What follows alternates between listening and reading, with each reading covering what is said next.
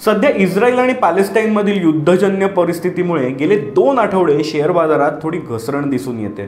त्यामुळे अनेक जण प्रश्नचिन्हात आहेत। त्यांच्या प्रश्नचिन्हांनाच उत्तर सापडायला मदत करणारे 5 मुद्दे या व्हिडिओमधून देणार आहे। पहिला मुद्दा, मित्रांनो, भीती आणि मोह या 2 भावनांना शेअर बाजार नेहमी टोकाची प्रतिक्रिया देत असतो। युक्रेन आणि रशियामधील युद्ध संपायच्या आधी जगात हे दुसरं युद्ध सुरू झाल्याने गुंतवणूकदार धास्तावले जाणे अगदी साहजिक आहे। अशा वेळी शेअर बाजारातील गुंतवणूक सोने आणि बॉन्ड अशा त्यातल्या त्यात स्थिर परतावा देणाऱ्या गोष्टींमध्ये परिस्थितीचे आकलन होईपर्यंत तरी शिफ्ट करण्याकडे कल असतो। अशातच बॉन्ड मार्केटमध्ये यील्ड वाढून अमेरिकी रोखे बाजारात व्याजदर 5% पुढे गेलाय। गेल्या 10 वर्षातील हा सर्वोत्तम बाजारभाव आहे। त्यामुळे साहजिकच काही गुंतवणूकदार तिथे आकर्षित होणे स्वाभाविक आहे। त्यामुळे सध्या ही परिस्थिती सुरू आहे।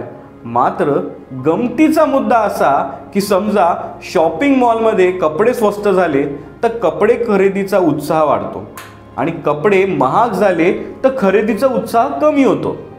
शेअर बाजारात मात्र नेमकी उलटे घडते की शेअर बाजारात बाजारभाव वाढले की खरेदीचा उत्साह वाढतो, बाजारभाव पडायला लागले की भीतीने विक्रीचा दबाव वाढतो। हे का होते तर कपडे आणि त्यांचा उपयोग याबाबत आपल्याला पिढ्यानपिढ्या स्पष्ट ज्ञान आहे। शेअर बाजाराबाबत मात्र ते ज्ञान नसल्याने अशी परिस्थिती पाहायला मिळते। आता मुद्दा दुसरा, आता थोडे ज्ञान मिळवूया। भारतीय अर्थव्यवस्थेत डोकावून पाहिले तर लक्षात येईल की जगात सर्वात जास्त वेगाने वाढणारी ही अर्थव्यवस्था आहे, जिथे तरुण मंडळींची सर्वात मोठी बाजारपेठ आहे, जी इस्रायलमध्ये युद्ध झाले म्हणून दिवाळीत शॉपिंग करणार नाही, घर घ्यायचे लांबणीवर टाकेल, गाडी विकत घेणार नाही असे वाटते का? पेट्रोलचे भाव आणखीन वाढले तर महागाई वाढेल। तर कम्युनिटीची अवस्था या क्षणी जहाजासोबत उडत गेलेल्या कावळ्यांसारखी झालेली आहे। जरी हे आज उडून गेले तरी काही काळात जर महायुद्धासारखी परिस्थिती निर्माण होत नसेल तर शेवटी बॉन्ड यील्डचे 5% काही त्यांना चमकदार कामगिरी दाखवायला लांबच्या काळात फायदेशीर ठरणार नाहीत। आणि पुन्हा जास्त स्पीड देण्यासाठी जेव्हा ते पर्याय शोधतात तेव्हा खोल समुद्रात त्यांना ज्या जहाजावरून उडालो तिथेच परत यावे लागते।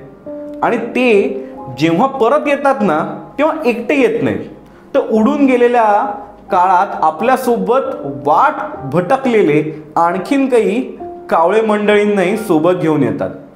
बघा, कोविड काळ असो किंवा प्रत्येक वेळी जेव्हा जेव्हा परदेशी गुंतवणूकदार सोडून गेले आहेत, आपण हे पाहिले की बाजारभाव ज्या पातळीवरून खाली जातो त्याहूनही जास्त मोठ्या पातळीवर तो गेलेला असतो। आज 25,000 कोटी दर महिन्याला SIP पद्धतीनं म्युच्युअल फंडामध्ये येत आहेत आणि 40 लाख कोटींच्या म्युच्युअल फंड इंडस्ट्रीकडे पाहिलं तर कॅश पोझिशन ही प्रचंड मोठी आहे। FIIच्या विकत असण्याच्या प्रेशरला कमी बाजारभावात विकत घेणारे डोमेस्टिक मार्केट चांगल्या प्रकारे विकसित व्हायला लागले। त्यामुळे मोठी पडझड होण्यापासून भारतीय शेअर बाजार तसा लांब राहतो। तिसरा मुद्दा, सर्व स्थिरस्थावर आणि कुशल मंगल सुरू असताना शेअर बाजारात केलेली गुंतवणूक मोठा परतावा देईल हा देखील आपला गैरसमज आहे। आजवरचा इतिहास दाखवतो की अनिश्चित वातावरणात केलेली गुंतवणूक सर्वात जास्त फायदेशीर ठरली आहे। उदाहरणार्थ 1988 ते 98 या 10 वर्षात आपल्या देशात 7 वेळा पंतप्रधान पदाचा शपथविधी झाला आणि भारतीय शेअर बाजाराने ह्याच 10 वर्षाच्या काळात आतापर्यंतचा सर्वात विक्रमी वेग दाखवून दिलाय। तो वेगाचा रेकॉर्ड अजूनही मोडता आलेला नाही। त्यामुळे स्थिरता आणि शेअर बाजार हे आजवर परस्पर विरोधी वागतात असेच दिसून आलेले। आता मुद्दा चौथा, आपण अधिक खोलात जाऊन पाहिले तर लक्षात येईल की भारतीय बँकिंग क्षेत्र आज गेल्या 10 वर्षांच्या P लेवलवर सर्वात खालच्या पातळीवर, न्यूनतम पातळीवर आहे। म्हणजे कंपनीच्या वार्षिक फायद्याच्या तुलनेत शेअर भाव ज्याला पी म्हटलं जातं त्याच्या लेवल अतिशय कमी आहेत. UPIचा वाढता वापर, EMI घेण्याकडे वाढत असलेला कल, सरकारी बँका ज्या अनेक वर्ष तोट्यात होत्या त्याही फायद्यात आलेल्या आहेत.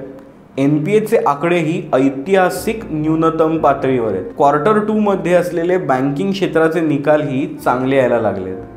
अशा परिस्थितीत फक्त जागतिक संभ्रम अवस्थेमुळे असे काही महत्त्वाचे सेक्टर जे अर्थव्यवस्थे प्राणवायू आहेत तेही खालच्या पातळीवर दिसत असतील तर जे पैसे 4 ते 5 वर्ष नक्की वापरावे लागणार नाही आहेत अशा पैशाची गुंतवणूक करायला काही हरकत नाही. कारण समजा भारत उद्या काही वर्षांनी विकसित झाला पण बँकिंग यंत्रणा आणि कंपन्यांचा विकासच नाही झाला, त्यांची आता गरजच नाही, असे होणे शक्य आहे का? आता 5वा आणि शेवटचा मुद्दा. अर्जुनाला रथ स्वतःला चालवता येतच नव्हता म्हणून काही श्रीकृष्णाने सारथ्य केले नाही. तसेच आपल्यातल्याही अनेक जणांना वाटत असेल की मला आता बऱ्यापैकी गुंतवणूक आणि शेअर बाजारातलं कळतं, मात्र तरी देखील एखादा तज्ज्ञ प्रशिक्षित आर्थिक सल्लागार निवडा जो आज जशी परिस्थिती निर्माण झाली आहे त्या परिस्थितीतही आणि उद्या देखील तुमचे आर्थिक सारथ्य नीट करू शकेल. तुम्ही गुंतवणुकीत अर्जुन आहात की दुर्योधन हे तुमचे आर्थिक सारथ्य कोण करत आहे यावर ठरते. कारण तुमच्या आर्थिक सल्लागाराला देशाची अर्थव्यवस्था आणि तुमची आर्थिक गरज या दोन्ही बाबत पुरेशी माहिती असेल तेव्हाच तुमच्या गुंतवणुकीचा योग्य निर्णय होऊ शकतो. याबाबत फक्त एकच बाजू आज तुम्हाला या व्हिडिओमधून कळलेली आहे, त्यामुळे याकडे फक्त माहिती म्हणून पहा. कोणत्याही प्रकारचे हे बाईंग रेकमेंडेशन नाही याची नोंद घ्यावी आणि गुंतवणूक कधीही आर्थिक सल्लागाराच्या सल्ल्यानेच करावी.